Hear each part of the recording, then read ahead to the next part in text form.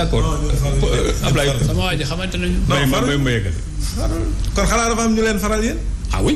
ah bon am na ñu faral. ñan la ay journalistes yu mais acteurs yi man dama far. non ñan la journaliste dafa am ñoo faral. yow xam nga man far moom. man dama ne la nit mën na far. non journaliste yu far bi yéen journaliste yi tontu leen à la votre place c'est pas à moi de répondre à la place. alors laissons Hubert terminer Lamine s'il vous plaît Lamine.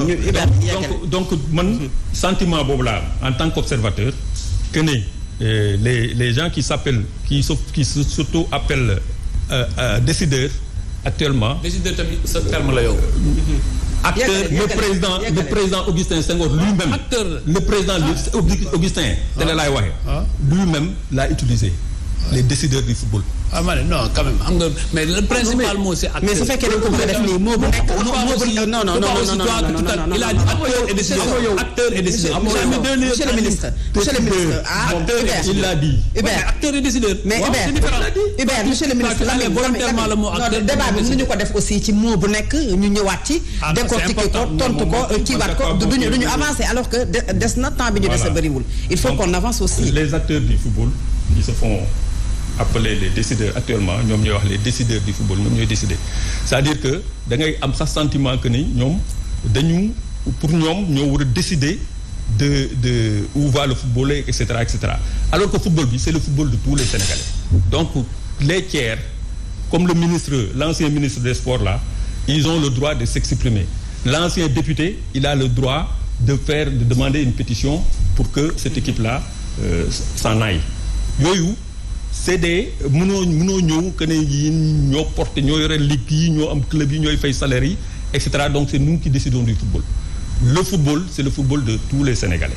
Maintenant sentiment bi am le sentiment général parce que ñun ay observateurs lañ dama ne moi je suis dedans 365 jours sur 365 damay si loolu laay liggéey donc am na ñeneen ñoo xam ne dañu def leneen sentiment bi ma am.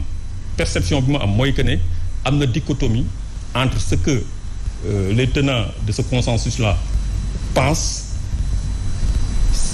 ak ce que l'opinion publique li ñu xalaat loolu moom c'est un fait patent aw ma nag des données scientifiques defuma sondage defuma kii mais dinaa lire dinaa je suis dedans.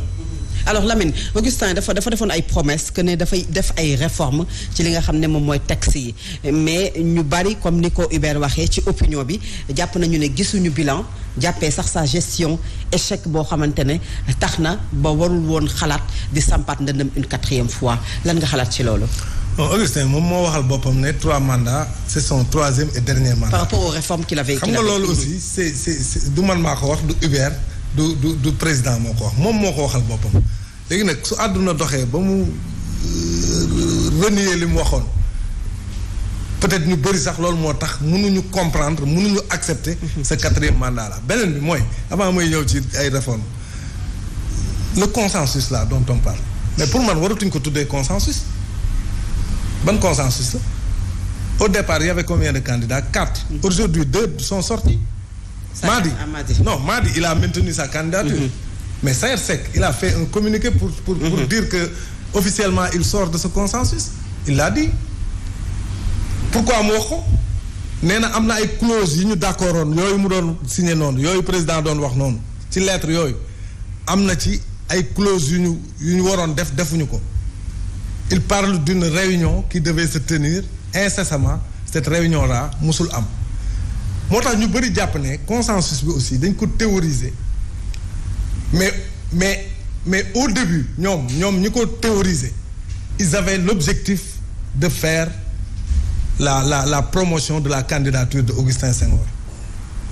Augustin lui-même l'a dit il a même taxé Madi de discrimination parce que nee na à la première réunion Madi est venu lui dire tout sauf toi yow consensus bi moom ñëpp sauf yow mënoo nekk l'élément consensuel. Saër Seck s'est proposé ñan ñoo bañ. xam nga tamit affaire dafa am yu nekk ci suuf ñun yëg nañ ko ñun tamit ci la ñuy liggéey Hubert li mu wax dafa am solo ñun dañuy xëy di gëstu fu ñu nekkul sax dañ fay jéem a nekk parce que tamit am nañ ay relais. donc pour man lii ñu tuddee consensus dafa échoué nañ seet beneen tour parce que déjà ils étaient 4 candidats au départ les 2 sont sortis mardi il va se présenter samedi contre Augustin. Saër Seck il s'est d'ailleurs sax retiré des instances nee na benn fonction la dese mooy président jàmbaar donc lui il sera pas dans le comité exécutif te loolu rek defe naa ne lu doy waar la alors qu'il a été 8 ans premier vice-président de la Fédération sénégalaise de football et je pense que aussi yooyu il faut ñu wax ko que consensus bi bu dee sénégalais yi ñoo taxoon ñu def ko amuñu ci perception boobu ça c'est la vérité te tamit ñaari situation yi ñu doon wax que président Macky Sall réseaux sociaux yi dañ ko joxe woon perdant mu ñëw gagner au premier tour mais sénégalais yi ñoo voté c'est les sénégalais qui ont voté à la présidentielle mais fii bu fekkoon sénégalais yi ñooy voté je suis persuadé que Augustin du gagner parce que l'écrasante majorité des sénégalais mënuñu comprendre que Augustin bëgg a toogaat ça c'est la vérité sondage bi ma doon wax du ñun de Seneweb ñoo ko def Seneweb. Augustin 7,7% là. Madi là où Madi a eu 92%. Madi gars yi xamuñu ko de. man personnellement man ñii laa gën a xama président Ablaye Sow mi ay Amadou Kat man ñooñu laa xam ci football di ay Augustin Madi je le connais pas de défendre wuñu Madi de pour ànd ak Madi mais quand même ñun dañ nekk ci football bi war a am aussi position d'éclairer l'opinion c'est très important parce que peut-être ñun position yi ñuy nekk ak li ñuy passé ci sport bi li ñu mën a comprendre opinion bi mënuñu ko comprendre moo tax suñuy sentiment aussi il faut ñu koy wax mais c'est pas ay farak kii wala farak fële Sénégal nag soo waxee idée bu contraire rek te loolu dañ culture la je pense que sax dans nos milieux sportifs on doit plus travailler dans ce sens-là cela me permet de parler d'ailleurs de Samba Sarr qui était président du district de Pikine qui a été remplacé dans des conditions douteuses je le dis ici parce que def nañ AG bi c'est teinté d'irrégularité un recours a été introduit l'actuelle commission là qui gère l'élection de la fédération a cassé ñu cassé assemblée générale bi reprogrammé assemblée générale bi parce que problème voix la woon parce que le club de Ligue 1 buy voté même AG bi ñu jëm club de Ligue 1 3 voix lay voté l'AS Pikine devait voter ñu ne ko benn voix ngay am loolu moo indi woon recours bi ñu cassé AG bi xamuñu quelle alchimie la veille de l'AG ñu génnewaat beneen recours ne non cassé waat nañu recours boobu boo xoolee loolu moo continuer ci assemblée générale pas assemblée générale ci venue Augustin Senghor à Pikine voilà qui venait pour rencontrer les clubs de Pikine ci district bi c'est là où on a interdit à Samba Sarr l'accès donc tout